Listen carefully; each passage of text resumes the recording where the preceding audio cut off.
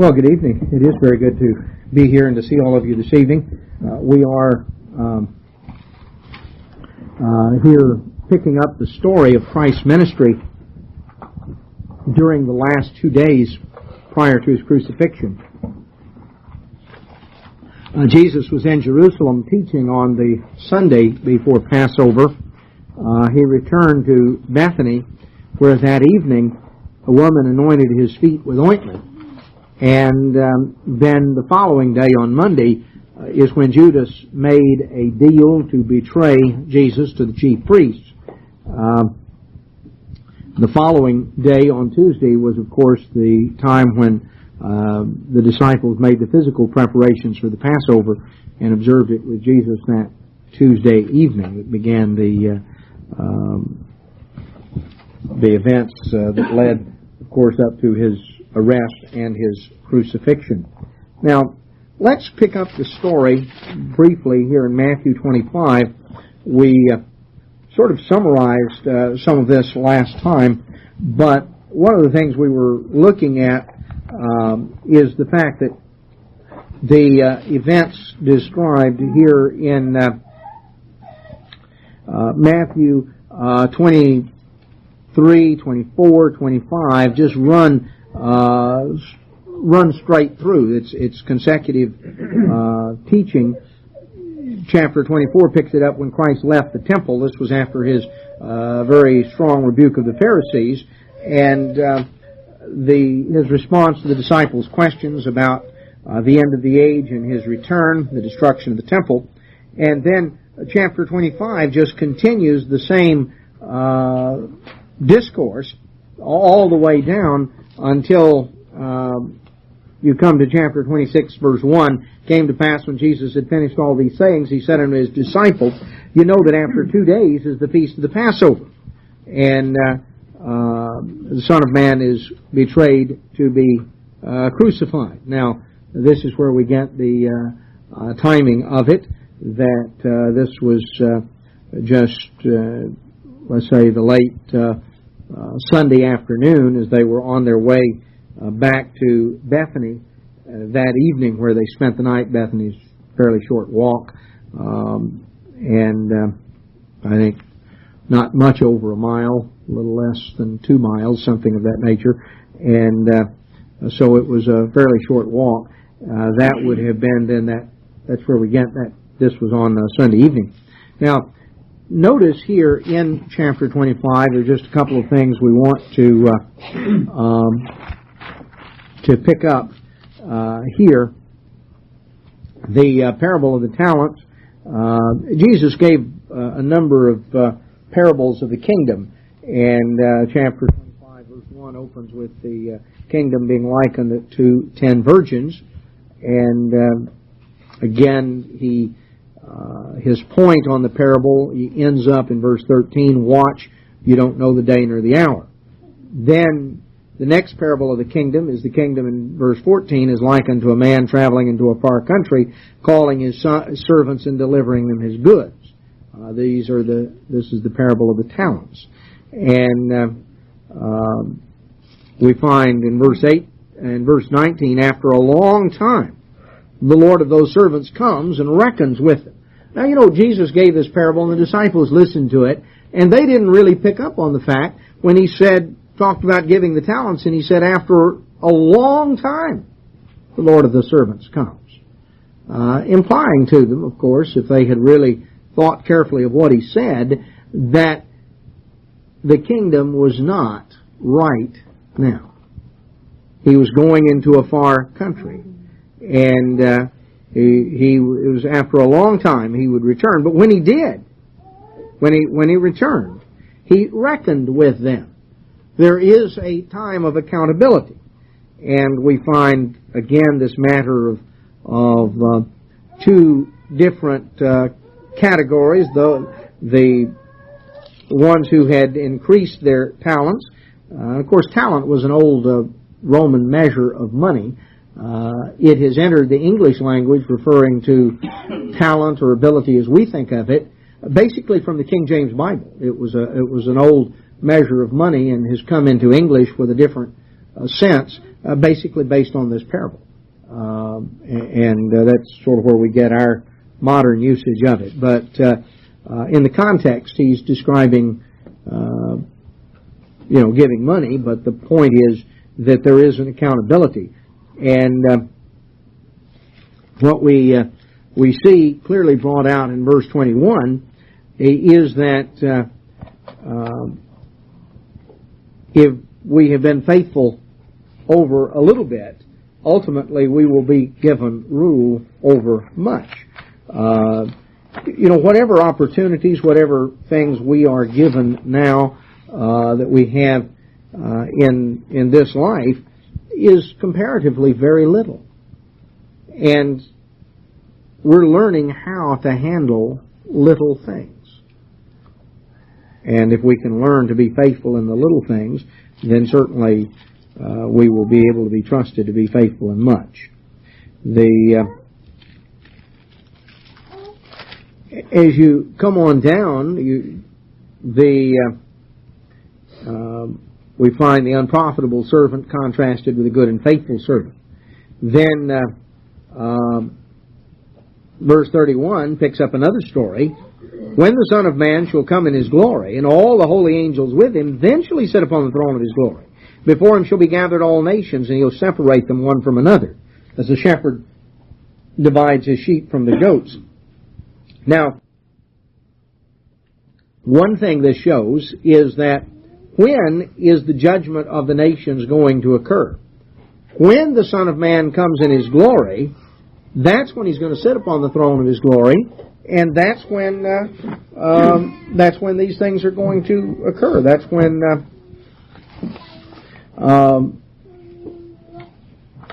that's when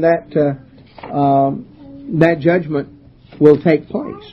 So it's not something that is necessary. It's not something that is occurring right now. And it's also a process. It's not just simply that Christ is going to. I think a lot of times people have this courtroom scene in their mind. Actually, the period of judging stretches through the entirety of the millennium and on through the white throne judgment period. That it is a process of separating out the sheep from the goats. And the judgment period, when Christ returns, will begin that period of judgment that will continue on until everything has been judged. And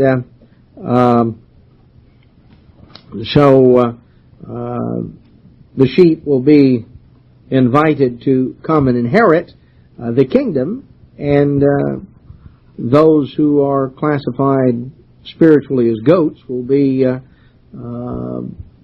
sent away into everlasting fire. And, of course, the point Christ comes down to, and I think the principle applies all the way along because God is very consistent in the principles by which He judges.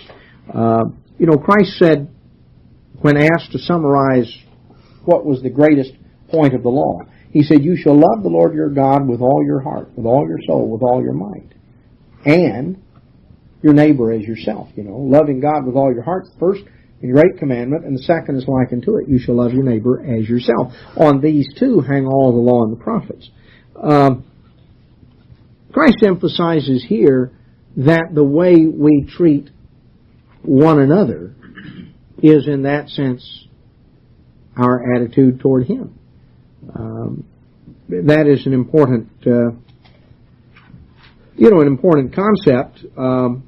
You could tie it in with a lot of things. James talks about those who have respect of persons. In other words, someone who looks important comes along and is treated with great deference and is cultivated because he's wealthy, because he gives the appearance of that. Someone else who is clearly sort of down and out comes along and he is treated in a totally different way. And of course, that is sometimes even on a human level, people outsmart themselves that way. One of the best stories that I know of that fact involves a couple who, after the death of their son, He was their only son, and they in the aftermath of his death, they made an appointment to see the president of Harvard University. And when they came in, they were not an impressive-looking couple. They weren't impressively dressed, and they could come to make a bequest. What they wanted to do was to have something that would be built that would bear their son's name. And the president of Harvard gave them very short shift. He took a look at them and decided they didn't have anything worth his time to be involved. And so he really would hardly give them the time of day. Wasn't interested in discussing the matter with him, so they didn't discuss it with him anymore. They endowed what became Stanford University. Their name was Stanford. He jumped to a conclusion based on outward appearance that I'm sure he later came to regret when he found out the amount of money involved. But that's a natural human tendency. James dwells on that because it was a tendency in the church, and he was very emphatic that you don't treat people differently in terms of showing kindness and deference to one because he's wealthy, and just sort of ignoring or mistreating or considering as not worth anything someone who is very poor. And that point is made. James says you're becoming you have respect of persons in that way. That's sin. In the law, Israel was enjoined, the judges in Israel were enjoined that they should hear the small as well as the great, and that they should not show favoritism or in judgment either because someone was very wealthy or because someone was very poor, that they were to be fair and equitable in their judgment. Christ develops that same theme here in a sense by saying the way you treat others is the way you would treat me. Jesus did not come, he was not born in a king's palace. He did not take upon himself the status of the heir to the Roman Empire or something of that sort. He was born into a humble family and certainly born in very humble surroundings. I mean, you go through and you read the story, and there was no room in the inn, and so, there may be a place out there in the barn.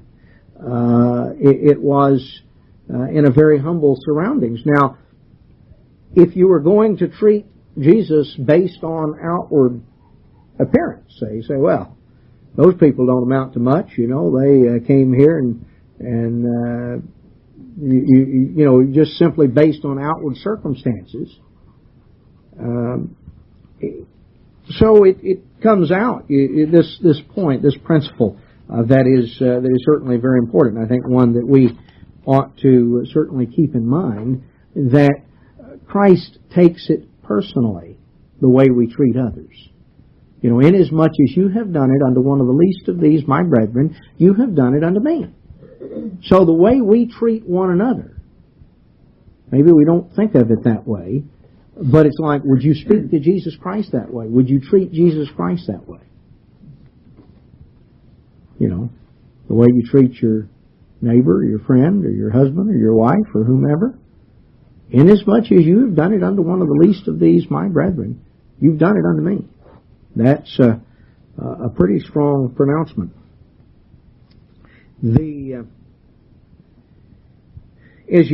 Christ finished these sayings, and then this, of course, was here pretty well at the end of Sunday, and we find that in the meantime, some of the religious leaders had assembled at the palace of Caiaphas and consulted how they might take Jesus with subtlety and kill him. They didn't want to do it on the feast day lest there be an uproar among the people. What they wanted to do was get rid of him, but they were afraid of doing it in a way that would make themselves look bad, that could provoke a riot. They didn't want to seize him there in the temple.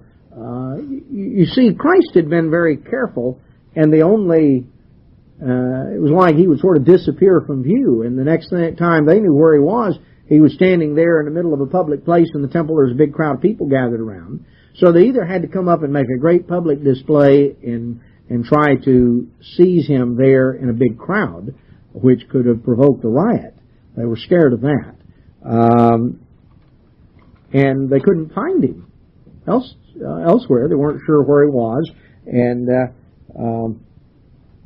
so they were consulting this. Now, as we find a little later, Jesus was there in Bethany that evening, and we find a similar occurrence to what had occurred a few days earlier, where Mary, the sister of Martha and Lazarus, had come and anointed his feet with this very expensive ointment. Now, in the home of Simon the leper, a woman with an alabaster box of very precious ointment, she poured it on his head as he was sitting there eating. She came in, and the disciples saw it. They had indignation. They said, "This is so wasteful." As you come on down, one of the other accounts brings out, this could be sold for virtually a year's wages, at least, of a common laborer. This would have been the equivalent in our, let's say, society, or what we would think of as thousands of dollars, maybe $10,000 or something, if you want to sort of put it in a context that would you can understand. Why all of a sudden they were indignant. Here was this extremely expensive ointment that was poured out. It was gone, and they said, "Wow, this ointment could have been sold for much and given to the poor." And Jesus understood it, and he said unto them, he knew what they were saying. He said, "Why are you troubling this woman? She has wrought a good work upon me. You have the poor always with you, but me you don't have always. She's poured this on my body. She did it for my burial." And, he made the statement, wherever the gospel is preached, what this woman has done will be told. So here's one specific thing that Christ insisted be set down in the gospel accounts and preserved forever. It's, what you have described is here and earlier with Mary was an act of worship and devotion. An act of worship and devotion. And it was on a level that the disciples didn't fully understand. They sort of looked at it that maybe these emotional women had just gotten carried away and wasted all his money. That was sort of the way they viewed it. Jesus didn't view it that way. He accepted it as an act of worship and devotion. He was God in the flesh. And, maybe these women were emotional, but they perceived on a deeper level. They recognized something that hadn't even fully registered with the disciples. They had a grasp of what was going on and were touched so deeply and wanted to show that devotion and that worship to Him. And, it tells us something, I think, in terms of our attitude, an attitude of worship and devotion that we should have to the Father and to Jesus Christ. Now, this seems to have been the breaking point for Judas, because it was in the aftermath of this, most likely the very next day, that's why I would say on Monday, that he went to the chief priests and said, "What will you give me to deliver him?" And they made an agreement for 30 pieces of silver. And this was Judas was really indignant. John told the account of what had happened a few days earlier at Mary and Martha's, and he mentioned that Judas was the one who led the protest. And then John added in the analysis. Judas really wasn't so much concerned for the poor as it was that he was a thief and he was the treasurer. And he knew if it was turned into cash, he would have it. He evidently had been griping and complaining because he just mentioned some of the disciples said this. So Judas's attitude had evidently rubbed off on some of the others. that they thought this was pretty wasteful too. And I don't know if Jesus looked Judas eyeball to eyeball when he said some of these things or not, but it seems that in the aftermath of that, Judas was so upset. You know, I don't know, and I don't think anyone knows exactly what Judas had in his mind. We do know this, that when Judas recognized that Jesus was actually going to be taken out and killed, Matthew 27:3, when Judas, which had betrayed him, then Judas, which had betrayed him, when he saw that he was condemned, repented himself. Now, I don't know exactly what Judas thought was going to happen with all of this. But I'll tell you what my impression is. My impression is that Judas had a script and Jesus wouldn't read his lines. Judas had things figured out in terms of what he wanted him to do. Perhaps Judas thought that he could force him into a situation of having to set up the kingdom. You know, one thing we know, just in terms of the lists that are normally given, many of the apostles are paired together.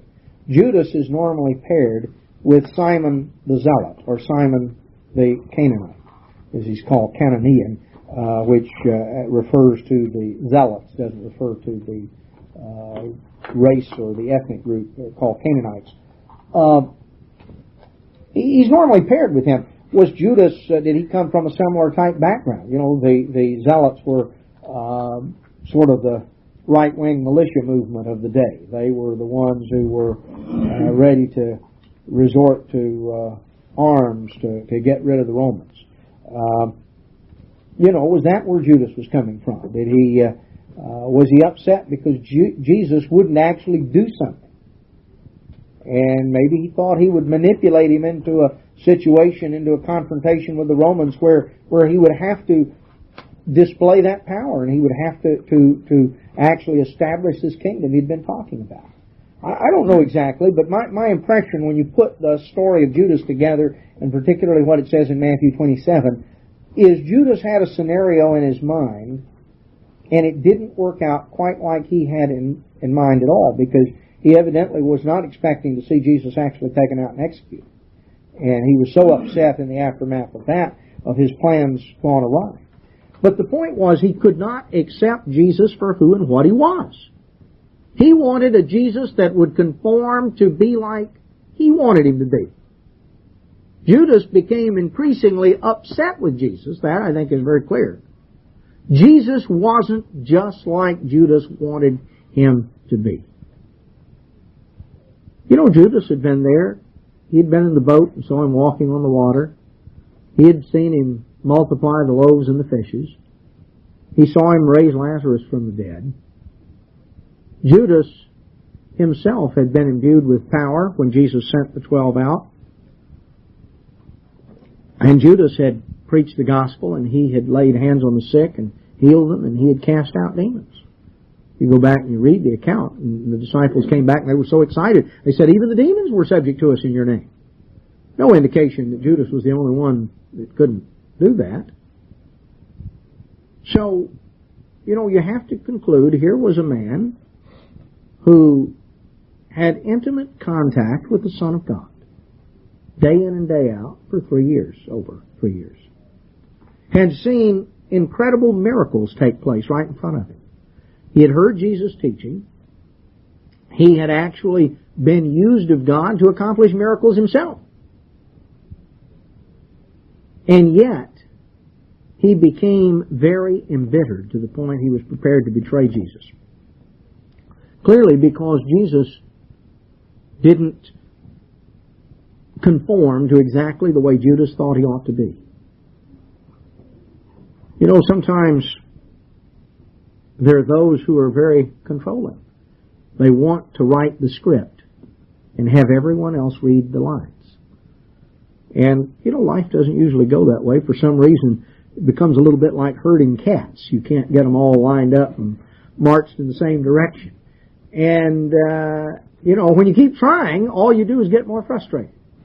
Judas not only became frustrated, he became embittered took a step that he, in his own mind, thought was going to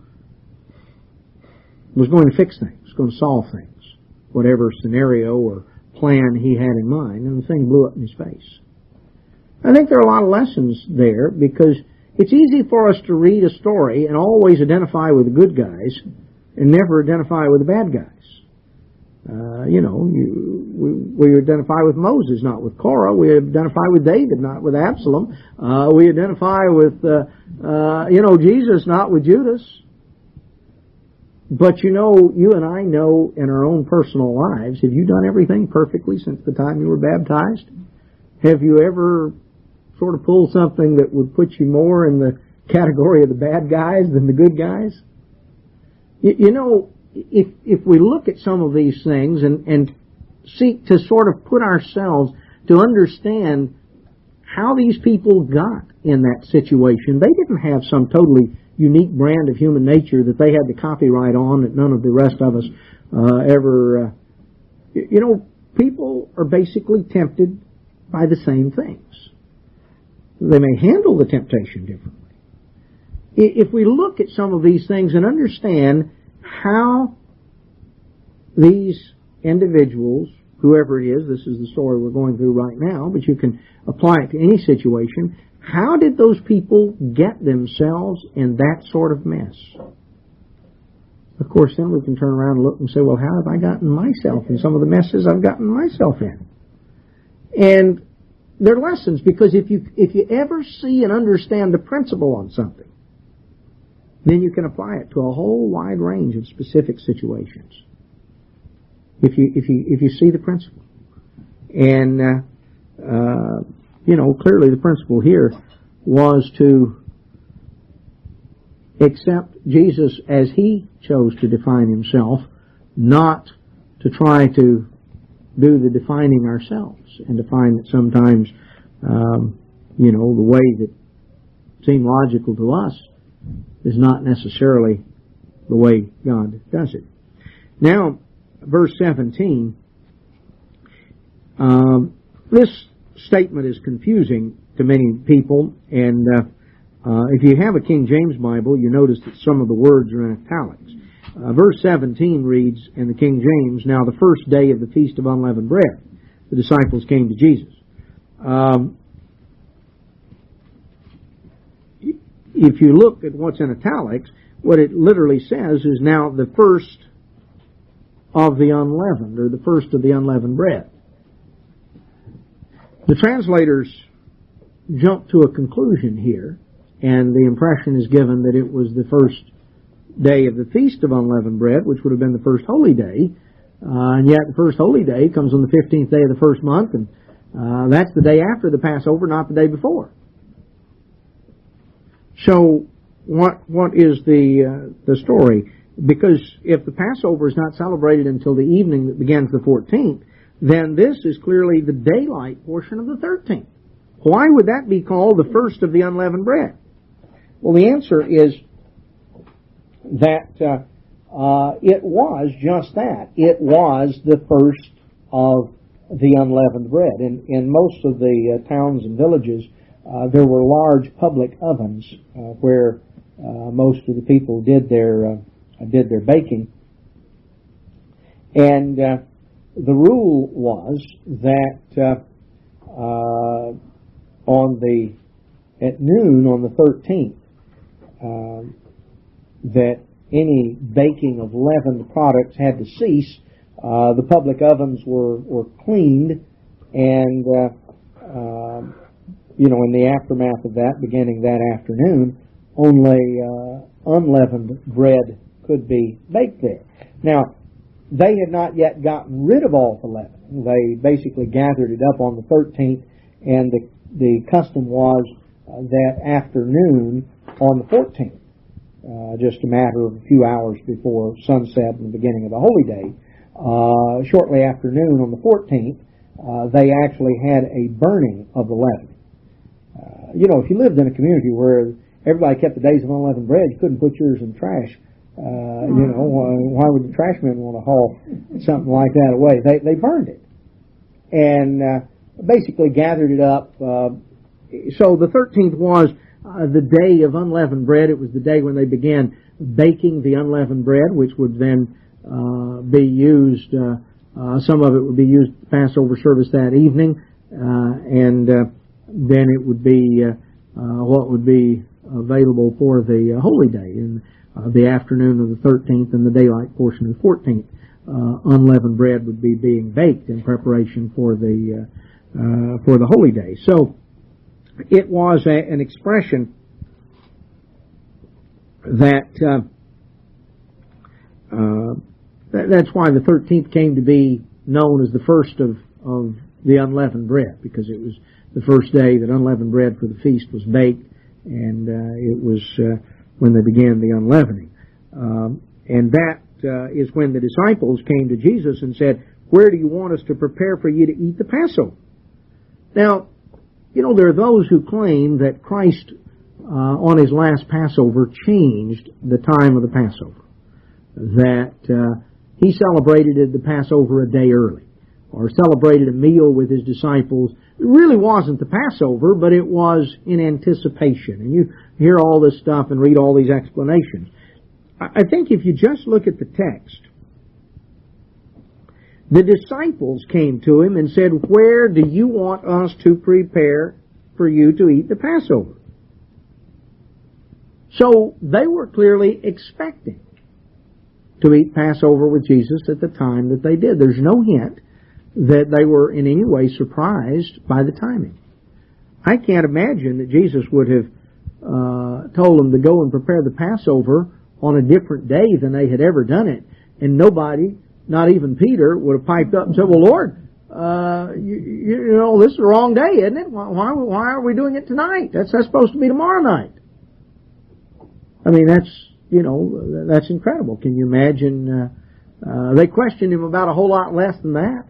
They certainly didn't understand about the crucifixion and the resurrection. They didn't really grasp it until it was all over with. You know that as you go through the account.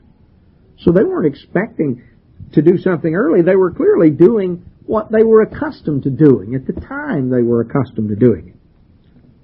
And he told them to go to the city and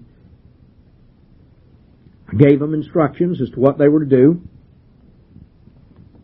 The disciples did as Jesus had appointed them, verse 19, and they made ready the Passover.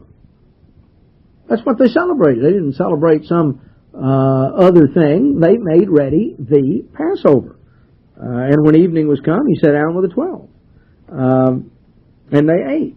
Now, let's look at the parallel accounts.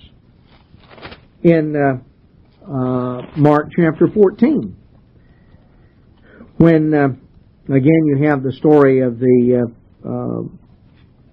anointing in Bethany, and Judas's betrayal, and verse 12, the first day of unleavened bread when they killed the Passover.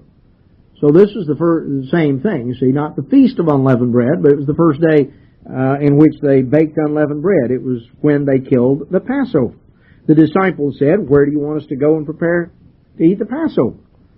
And he sent them forth, and they went and prepared the upper room, and they made ready the Passover, verse 16.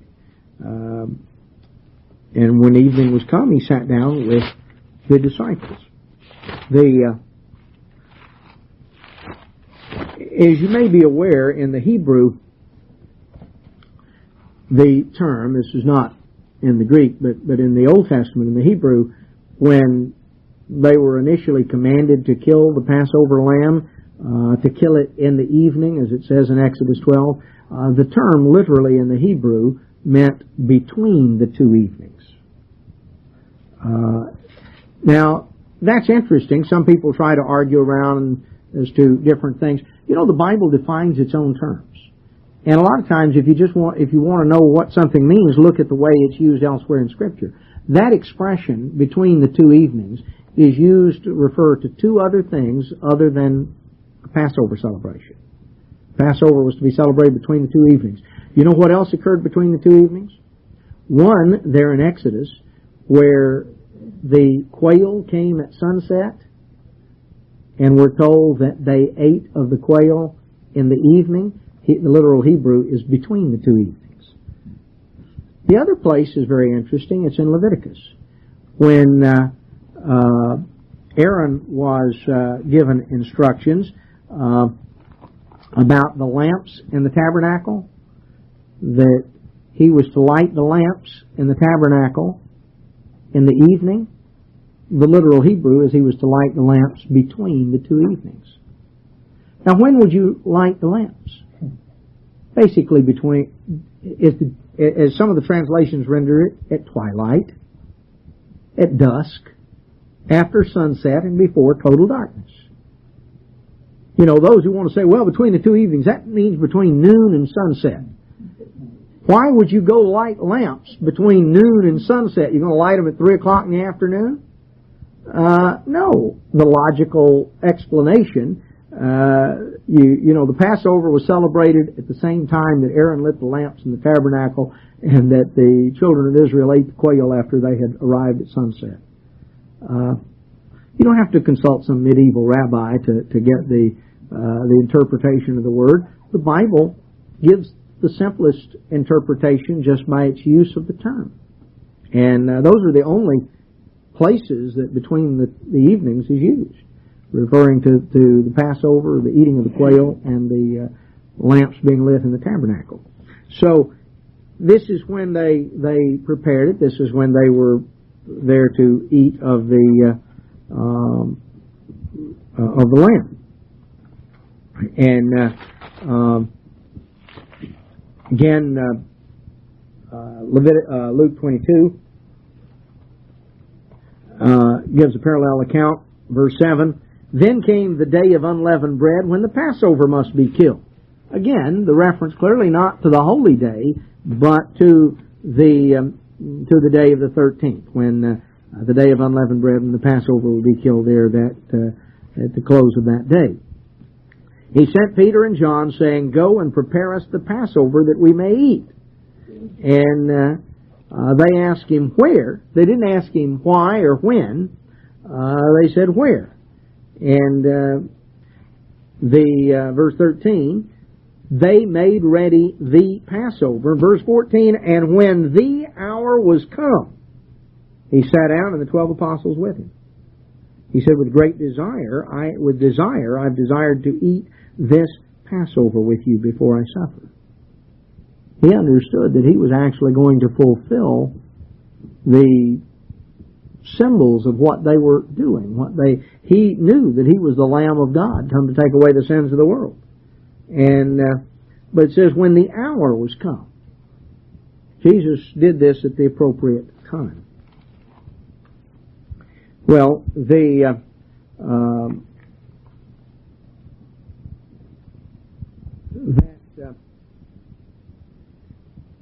as we see that they sat down, let's look at John's account.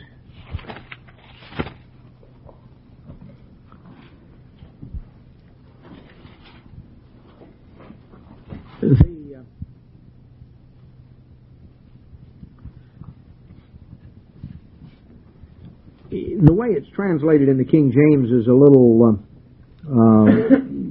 misleading as you look at the story, because at first glance you would think that verse 2 is rendered in the King James, supper being ended. But the better rendering is that supper was taking place. It was in process. Just even the context shows that, because as you come on down, they are still eating after the foot washing takes place. Jesus, after he had completed this foot washing, they're continuing to eat. It mentions here, because verse 26, Jesus answered, he it is to whom I give a sop when I have dipped it. And he dipped the sop and gave it to Judas. And so the meal was still going on after the sop Satan entered in, and Judas got up to leave. When he had received the sop, verse 30, he went immediately out. It was night. So this is on in the evening, but they're still sitting at the table eating. The sop was a piece of bread that had been broken off and dipped into the common dish. And Christ, sort of like, you might think of it as like at a, you go to a Mexican restaurant, and, they serve chips and salsa, and you dip the, into the salsa, and you could eat it yourself or hand it to someone. A piece of bread was broken off, dipped into the this bowl that was there, and he handed it to Judas. And so clearly the meal was in progress during this time. They had already sat down, and Jesus, verse 4 of John 13, rose from supper, laid aside his garments, took a towel, and girded himself.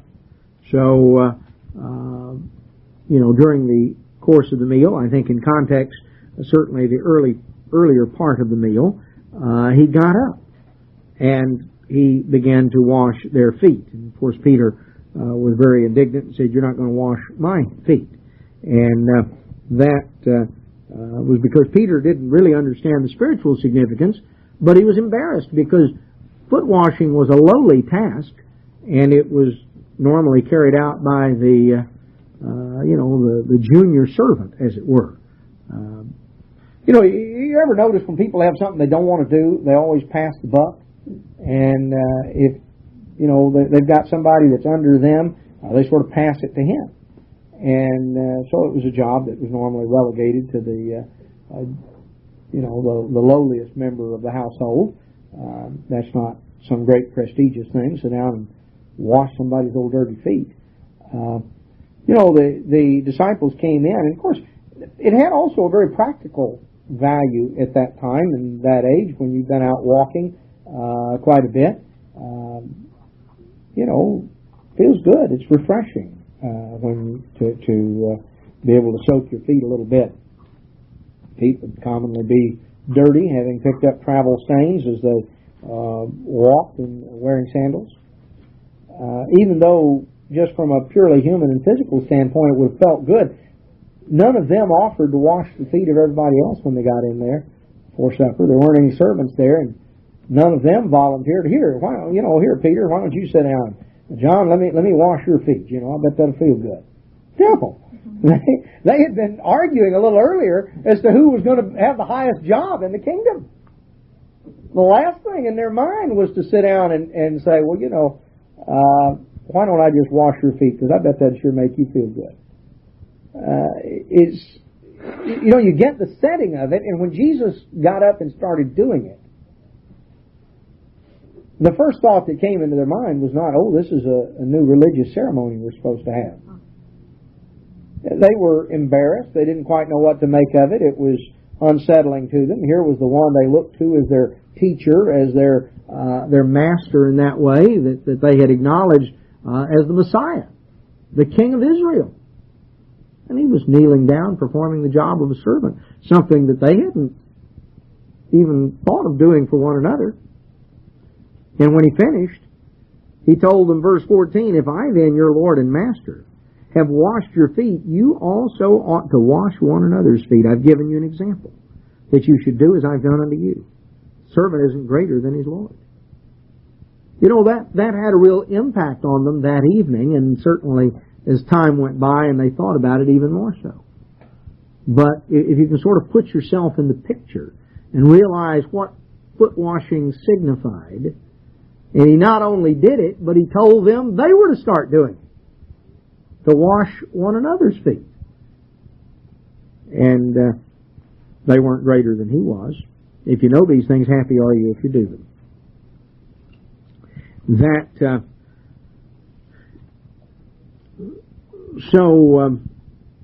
You see, after he had washed their feet, verse 12, he took his garments and was sat back down at the table.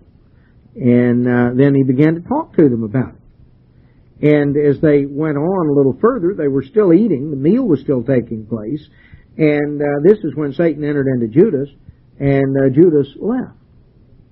I think clearly as you take the context of John 13 and John 13:30 particularly and put it with the other gospel accounts, Judas was there for the foot washing, but he left before the institution of the bread and the wine as a special symbol. I mean, there was bread and wine on the table along with the lamb and the other things that made up the traditional Passover meal. Jesus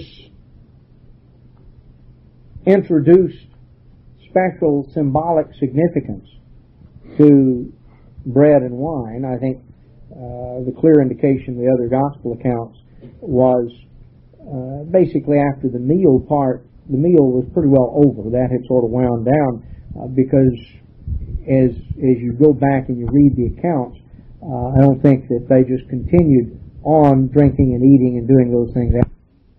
Bread that was there, broke it, and told them that this represented his body. Then he took the cup and blessed it, told them that represented his blood shed for them.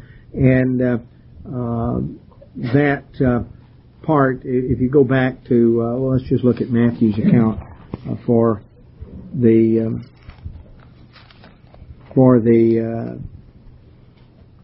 parallel, that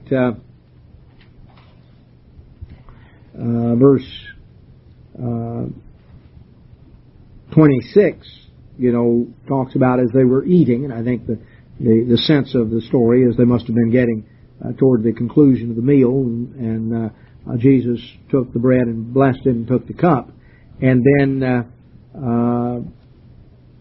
he explains about it, and then verse 30, when they sung a hymn, they went out into the Mount of Olives. So the indication is that was right at the conclusion of the meal. What Christ changed was not the time of the Passover, but the symbols of the Passover. And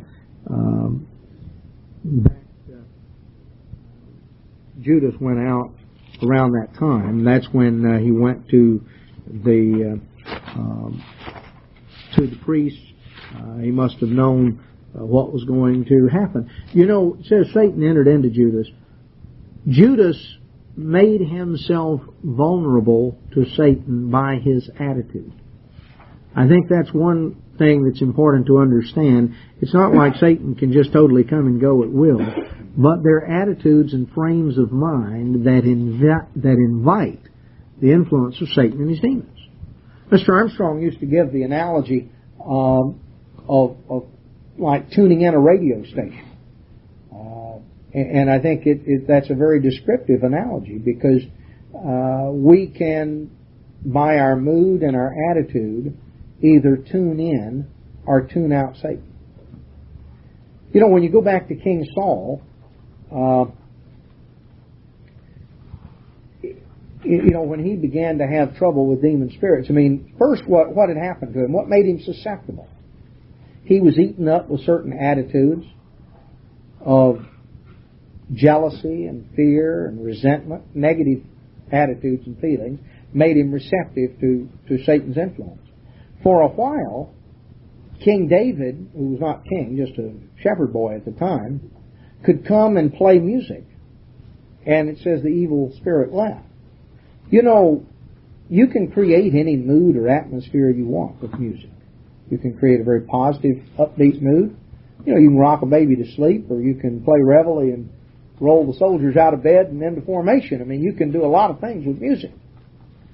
A very interesting quote, mine, I'm giving you sort of a paraphrase of it, but it was something that Plato, the ancient Greek philosopher, recognized in his book, The Republic. His basic statement was, I don't care who makes the laws of the land if you let me make the music. That's interesting. That's not a modern concept. I would just ask you, who do you think had the greatest impact on American culture, Western culture of the last half of the 20th century?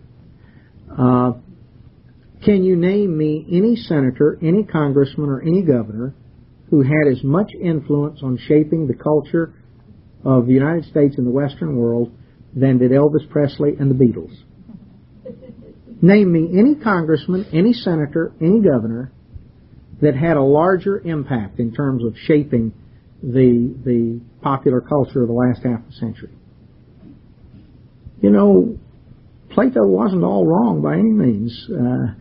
It doesn't matter who makes the laws as much as it matters who makes the music. I think it's interesting that 2,500 years ago, somebody perceived that and recognized the impact that could be had. It says something. Well, we've sort of gotten off the subject, haven't we? But the point, coming back to the subject, the point is that there are moods, there are atmospheres that can tune us in or tune us out. There were things that helped Saul for a while. He finally got in such bad shape that nothing was any help.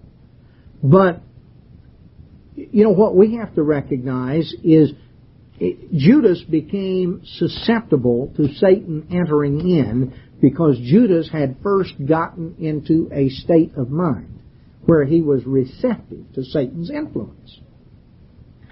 You know, our adversary goes about as a roaring lion seeking whom he might devour. Judas had gotten into an attitude and a frame of mind that was like hanging out the welcome sign on the front door saying, "Come on in." And Satan did. It's an important lesson for us to learn that there are moods and there are attitudes that are dangerous because they extend an invitation. And so anyway, Satan went out. The context really of the of events of the foot washing, you want to know sometimes how much impact something makes. If there's anybody that had a reason to get discouraged, certainly Jesus did. Luke 22 tells the story. Here we are at the end of the meal. Foot washing had taken place, the bread and the wine, and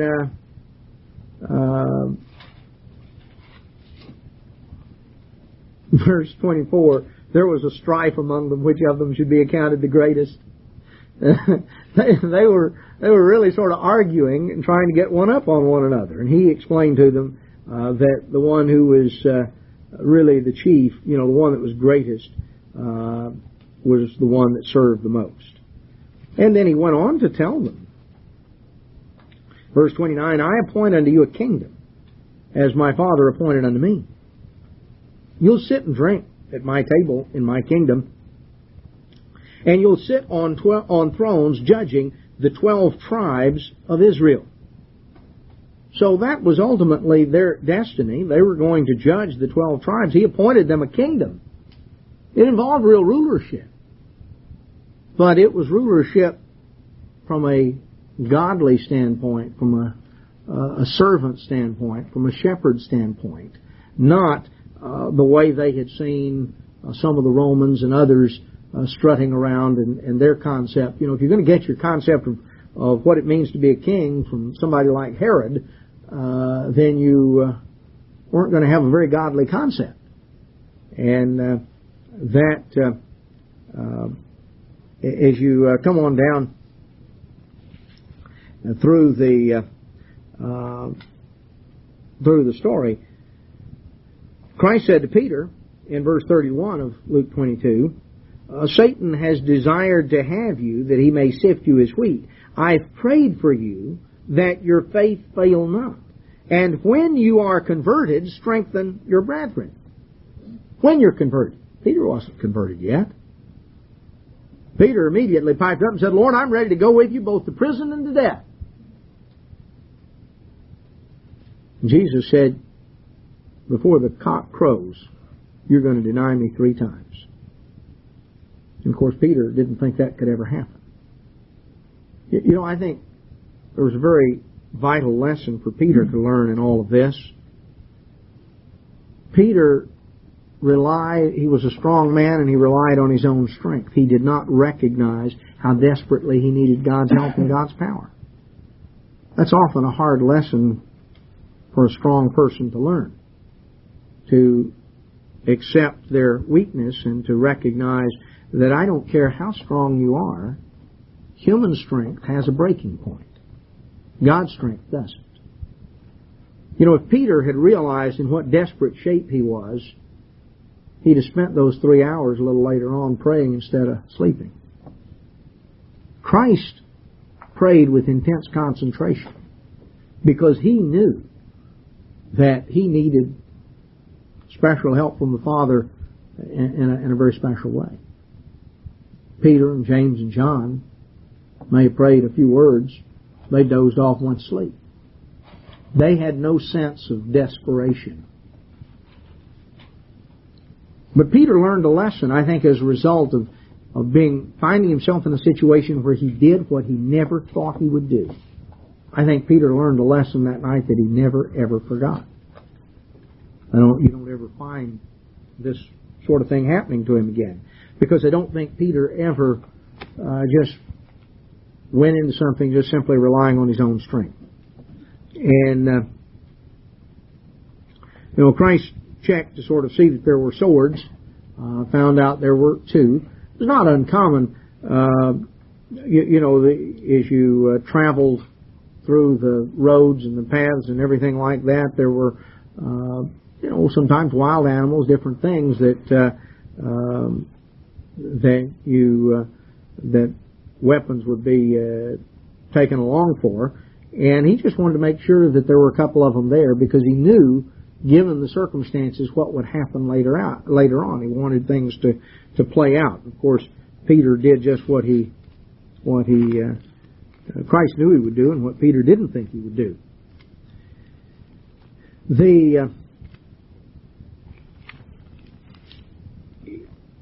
Here in the remaining part of Luke 22, we have where Christ prayed intensely to the Father, and then coming on down his arrest. We'll come back to that, but let's go look briefly at John right now.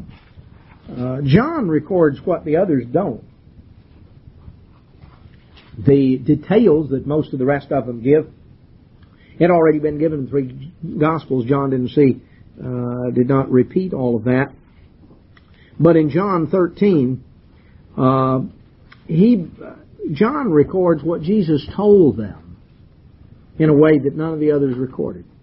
John, in retrospect, looked back and what Jesus said that evening, some of which was said there in the room before they left, some of which was said, most of which was said on the way as they walked from the upper room there in Jerusalem on out of town through the city gate, across the Kidron Valley, and up onto the Mount of Olives to the Garden of Gethsemane.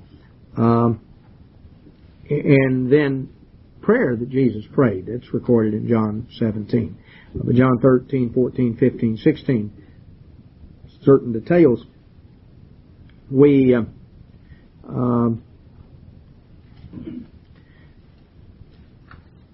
John records in John 13:34 a new commandment. A new commandment I give unto you, that you love one another as I've loved you, that you also love one another. By this shall all men know that you're my disciples, if you have love one to another. And, that you ought to love people, that wasn't new. The law said back in Leviticus 19, you shall love your neighbor as yourself. What was new is that as I've loved you, you should also love one another. This goes beyond loving your neighbor as yourself. We're to love our neighbor as ourselves, but we're to love the brethren as Christ loved us. This is with a sacrificial love. And Christ said that love was to be a hallmark of His disciples. Now, there are other things that are to be a hallmark or to be descriptive. It's not enough just to have some of the description. It's required to have all of it. We're not truly His disciples if we don't love one another. And then Christ began to tell them, chapter 14, don't be troubled. He had said some things that were beginning to bother them. They didn't fully understand the implications of it, but He just said, look, you believe in God, believe also in me. In my Father's house are many mansions. If it weren't so, I would have told you. I'm going to prepare a place, and if I go and prepare a place, I'll come again and receive you to myself. Now, there's several things that come out. One, what most people don't realize is that in a literal sense, the Father's house was reference to the temple. It's written, my Father's house is to be a house of prayer for all nations, but you've made it a den of thieves. Now, they were familiar with the temple. Most people don't realize that there were apartments in the temple. The way the temple was built was on the two sides and the back. There were 3 stories of apartments. Back in, 1 Kings 6, verse 5. Against the wall of the house he built chambers round about. Against the walls of the house round about, both of the temple and of the oracle, he made chambers round about. It describes the these chambers. Go to Jeremiah 35.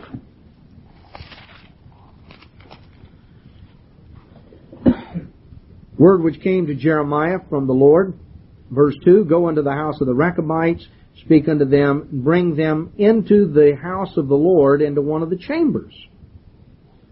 And so, verse 4, I brought them into the house of the Lord, into the chamber of the sons of Hanan, the son of Igdaliah, a man of God. And it was by the chamber of the princes, which was above the chamber of Maaseiah, the son of Shallum, the keeper of the door. Now, the point being that there were chambers, there were rooms or apartments in the Father's house, in the temple. And those chambers or apartments were assigned based on office. The high priest had a certain chamber, the doorkeeper had a certain chamber, this one had a certain chamber, that one. These chambers were assigned based on your office, on your position. Christ, the temple was a type of something. Christ was drawing an analogy that the disciples understood. They didn't think that they were going to go floating off to heaven. He said, in my Father's house there are a lot of chambers, a lot of apartments. Well, yeah, they knew that. He said, well, I'm going to prepare a place for you. You see, the temple that's built without hands, as it describes, Paul terms it. I'm going to prepare a place for you. I'm going to come again and receive you to myself, and where I am, there will you be also. Well, he didn't say you were going to go to heaven. He says, I'm going to come back to you. And Christ told them he was the way. He was leaving them his peace, verse 27. In chapter 15, he says, I'm the true vine.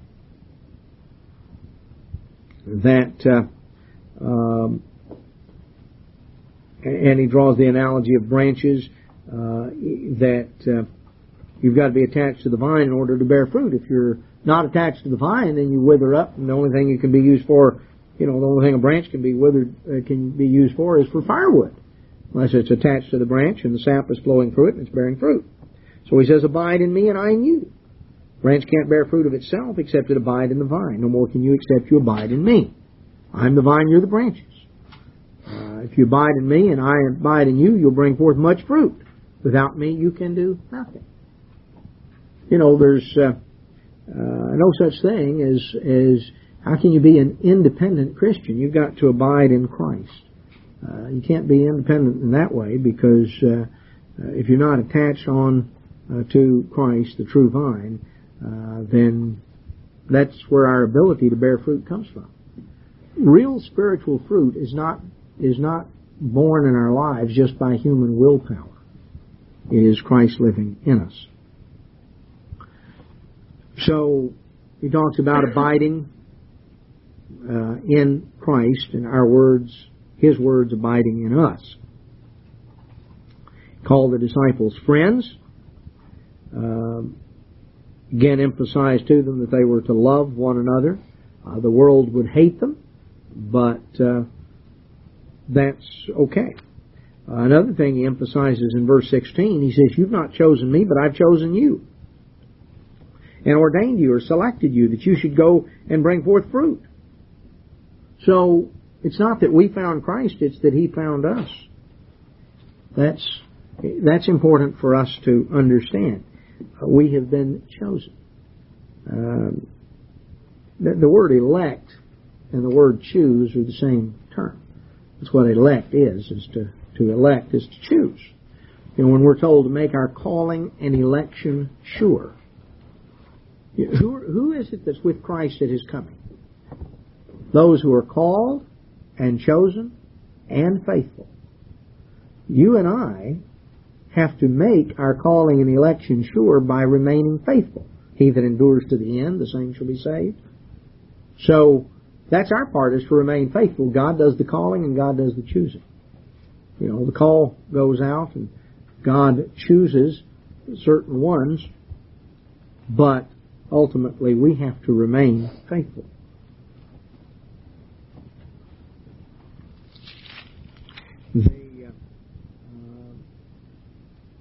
Christ talked about the persecution that would come. The world didn't know him, didn't know us. In chapter 16, he goes on and talks about some of the problems that will come. They'll put you out of the synagogue. Time will come when those who kill you will think they're doing God a service. They do this because they haven't known me and they haven't known the Father. They don't really know God. They may talk about God. They may think they do. There's a big difference between thinking you know about God and really knowing God. Emphasized to them that it was expedient for him to go away because he would send the Comforter, the Holy Spirit. And referred to it as the Spirit of Truth in verse 13. He says down in talked about people being scattered, or his disciples were going to be scattered that evening, how they would scatter and leave him alone. But he said in verse 32, I'm not alone, because the Father is with me. These things have I spoken unto you, that in me you might have peace. In the world you'll have tribulation, but be of good cheer. I have overcome the world. He says you don't have to worry. I've overcome.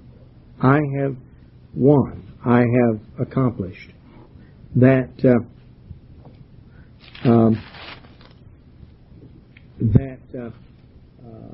Chapter 17 records Christ's prayer to the Father. Part of his prayer that was prayed that evening. He prayed in verse 11, Holy Father, keep through your own name those whom you've given me, that they may be one as we are. Christ said, I and my Father are one. Well, people can get all bent out of shape and try and figure out what that means. Well, we can be one just as Christ and the Father are one. That's what Christ said here in John 17:11. And verse 21, that they all may be one. As you, Father, are in me and I in you, that they may be one in us. Talking about a complete unity of mind and spirit.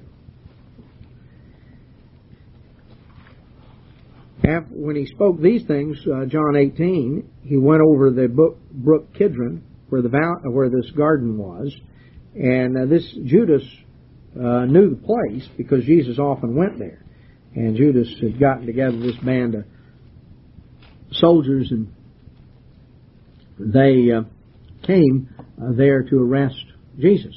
And John adds in a couple of details that the others don't. He mentions in verse 10 that it was Peter that had the sword, and that he smote the high priest's servant and cut off his right ear. And the servant's name was Malchus.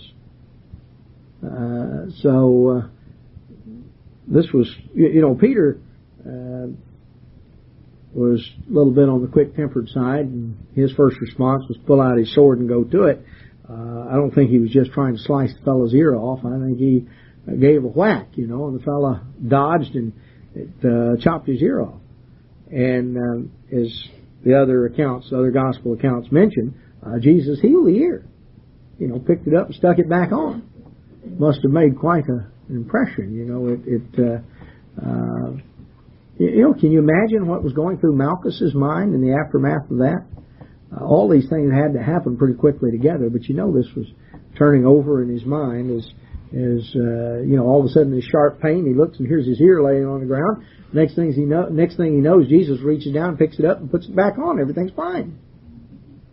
Now, he's arresting Jesus and hauling him off. He's the high priest's servant. He probably gets to witness the whole trial. Can you imagine what sort of turmoil is going on in his mind? Can you imagine how unnatural what Jesus did was? What do you think you and I would feel like doing if somebody has come and they are arresting you? Not for something you've done. They're arresting you.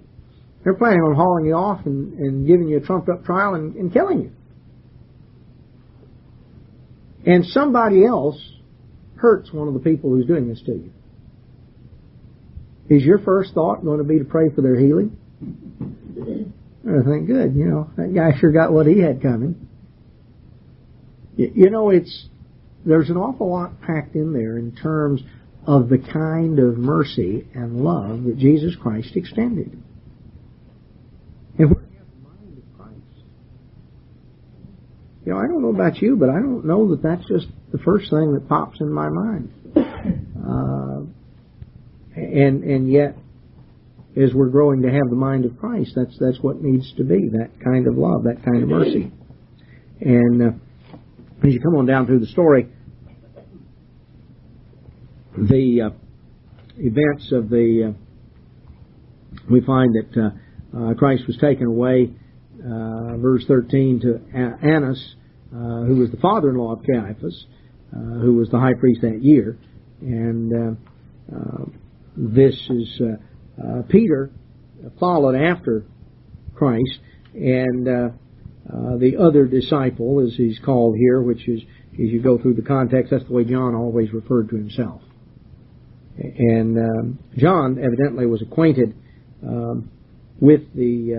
was known to the high priest, verse 15, and he went in with Jesus to the palace of the high priest. And Peter stood at the door with him. And then the other disciple that was known to the high priest came, spoke to the doorkeeper, and they brought in Peter. And I don't know if Peter was pleased with that or not, because a little later somebody said, "Hey, you are one of his disciples, aren't you?" And Peter said no.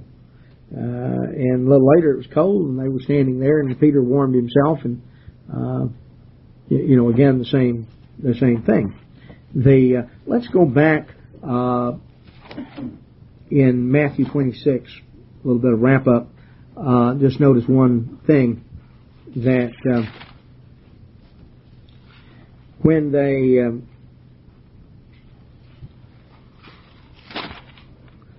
came to Gethsemane, Matthew 26, 36, Christ told the disciples to sit there and he would go and pray. And he took Peter and James and John, and he began to be sorrowful and very heavy. And he said unto them, My soul is exceeding sorrowful, even unto death. Wait here, watch with me. He just began to have this overwhelming sense of heaviness, of dread, of just a sense of feeling anxious and depressed. Just all of the things that were going on, that were churning around in his mind. How did Jesus deal with that? He went and fell on his face and he prayed, O my Father, if it's possible, let this cup pass from me. Nevertheless, not as I will, but as you will. Came to the disciples, found them asleep. Said to Peter, couldn't you even watch with me an hour? Watch and pray that you don't enter into temptation. The spirit's willing, but the flesh is weak. Went again the second time and prayed. Father, if this cup may not pass away from me except I drink it, your will be done. Came, found them sleepy again. And he left them and went away again, and he prayed the third time. And basically the same thing. When he came to the disciples this time, he said, Sleep on, take your rest, the hour is at hand. The sense of it, in verse 46, come on, get up. he is at hand that does betray me. You get the idea as you read this in Matthew 26 that over the period of this 2 or 3 hours that a complete change had come about in Jesus' mood. He was heavy, he was feeling depressed and just in inner turmoil. But what did he do? He absolutely turned loose of self-will. Nevertheless, not my will, but your will be done. There is a serenity and a peace that comes from surrender and acceptance. And it comes from no other place. When Christ turned loose, he had an inner peace. He came on the third time and he woke him up and he says, come on, let's go. He was ready to meet his fate in a way that earlier he had been struggling and agonizing. You know, there are times when you're going through something, when you're in turmoil and just you're anxious and everything's just knotting up inside. If you can come to the point where you turn loose, there's peace. This is the way it works. And it really does. There is a peace that comes that from knowing that you've turned loose. You're not trying to control the outcome. You put it in God's hands. You've accepted God's will. And there's a peace. There's a serenity that comes from surrender that can come from nothing else. And that is a crucial thing, because there's a lot of anxiety we carry with us in life because we keep trying to work things out and control the outcome. And the outcome, if you turn loose trying to control it and you put it in God's hands, there's a peace that comes because you know you've surrendered. And there's an awful lot packed into these few verses that I think could be helpful and beneficial to all of us at different times in our life. Well, they arrested Jesus and took him off to trial, led him to Caiaphas, verse 37, or verse 57 rather. The trial was totally illegal. Verse 59 sums that up. There are many places, many sources you can go to show a variety of illegal things, but verse 59 says the chief priests and the elders and all the council sought false witnesses against Jesus to put him to death. They found none. Yes, many false witnesses came, but they didn't find any because they had to get two that told the same story. Now, you know, here's the crazy thing. Here are people that on the one hand were wanting to be so meticulous, well, the law says we have to have two witnesses. And on the other hand, they were prepared to bribe false ones. I mean, it's really crazy what the human mind can do. How things can be rationalized. They would have never thought of condemning him on the mouth of only one witness because the law said you had to have two. But they sought false witnesses against him. Now, why doesn't your conscience bother you to get a false witness? It's like you got to go through the color of law. But here's clearly an illegal trial. They are looking for false witnesses. Their mind is made up in terms of the results that they think they need. They have decided what they want. And, these were religious people. They had rationalized and justified their conduct to where if you had asked any of these men, do you think the law has been done away? They would have been horrified. Oh, no. They were very observant of the law, of the Torah. Well, what about the commandment that says thou shalt not bear false witness? You know, the point is that people can sometimes rationalize and justify conduct that is incredible.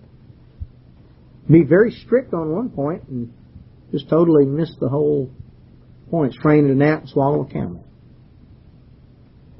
There is a great deal that we often go through, always, I guess, go through at least some of this here prior to Passover, but I think it's good. I've wanted to focus in on a few other things and principles this evening that hopefully can be of help to us as we look at the different, different aspects, different lessons we can learn. So with that, we'll be concluded this